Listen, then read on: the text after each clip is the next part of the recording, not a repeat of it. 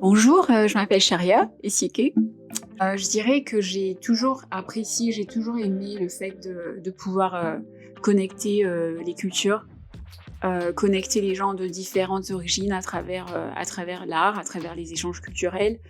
Et lorsque ma famille et moi, on a emménagé en Allemagne en 2013 et que j'avais commencé à étudier, je recevais beaucoup de questions sur l'Afrique, sur les Africains, sur pourquoi est-ce que j'étais, selon certaines personnes, autant cultivée. Et je voyais qu'il y avait beaucoup de questions super ignorantes de la part des gens de mon âge, de la part des gens qui connaissaient pas les réalités des Africains et de beaucoup de pays africains. Et du coup, je me suis demandé comment moi, à mon niveau, je pouvais changer les choses, comment je pouvais impacter. Et donc, c'est comme ça que j'ai commencé à avoir cette envie-là de faire quelque chose. Et le premier événement que j'ai organisé avec des amis, avec l'aide des amis et de la famille, avec des créatifs d'origine africaine, et c'était plutôt un succès. Donc, je me suis dit pourquoi pas continuer dans cette lancée-là et aborder des sujets, des thématiques qui touchent le monde, qui touchent toute personne, et éventuellement montrer aussi ce que les scènes créatives africaines ont à offrir. Voilà. Donc, c'est comme ça que je suis devenue en quelque sorte, que j'ai commencé cette petite carrière-là que j'entame dans la curation d'art et d'artisme. L'expo Restitution et après, avec Nuit Bannière, Chidi, Chelsea Odofu et Ibaku. On aborde la thématique de la restitution du patrimoine culturel africain et du futur de cette restitution. Donc, en tant que curatrice, j'ai pensé à cette thématique qui est actuelle, qui est importante pour la jeunesse africaine, pour les sociétés africaines, pour les scènes culturelles d'ici et d'ailleurs. Et j'ai proposé ces thématiques à 4 artistes qui sont super talentueux, qui sont visionnaires et qui ont cet esprit afrofuturiste. Et ensemble, on a construit donc cette exposition. Donc, en gros, en tant que curatrice, je gère l'organisation. Il faut chercher des fonds pour permettre à l'expo d'être une réussite. Il faut appeler les gens à venir, à s'intéresser à l'expo. Donc c'est tout ça, en gros, le travail de curateur, et ce que je fais pour cette exposition. Pendant presque 2 semaines, il y aura 4 artistes afrodescendants, 4 artistes super talentueux, 4 artistes qui sont visionnaires, qui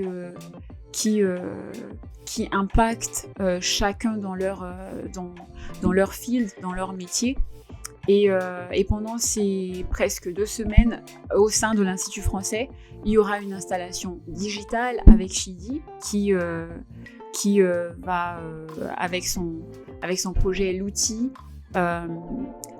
installer de manière digitale des artefacts qu'il se réapproprie en tant qu'Africain, des artefacts qui ont été volés pendant l'époque coloniale, qui sont aujourd'hui à l'extérieur de l'Afrique.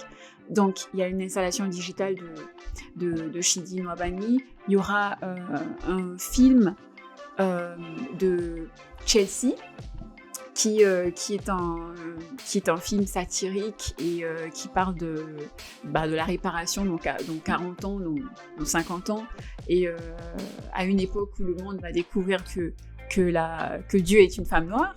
Il y aura Nuit Bannière, ces photographies qui sont des photographies autour de l'ethnie Nzima, basée à Grand Bassam, Et puis, il y aura une installation musicale d'Ibaku. Donc, il y aura en fait pendant quelques semaines à Mayence, à l'Institut français, ces 4 artistes-là qui vont exposer, qui vont parler de manière créative de l'histoire, de la restitution de l'histoire des artefacts africains et éventuellement du futur de cette thématique-là. Cette exposition, malheureusement, c'est toujours les fonds, parce que en tant que curatrice freelance, travaillant dans une start-up comme New Afro, il y a toujours cette nécessité-là de demander des fonds, de trouver des partenaires qui pourront nous aider financièrement, parce que voilà, les artistes ne vivent pas en Allemagne, donc il faut les billets d'avion, il faut pour l'installation beaucoup de fonds et tout ça, donc c'était ça les défis en gros. Et le fait aussi qu'on soit une petite team, donc Alina, Ken et Ambre, et moi et Gustave aussi faisons tout ce travail-là, quoi, en petite équipe. Donc c'est un peu ça les défis. Mais on est content de cette exposition et on est content que l'Institut français nous donne cette plateforme-là pour parler de ce genre de thématiques qui sont super importantes.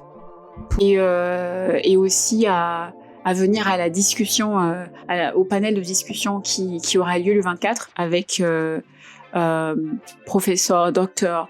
Markus Messling et Dr. Anna-Maria Brandstätter de l'Université de Mayence.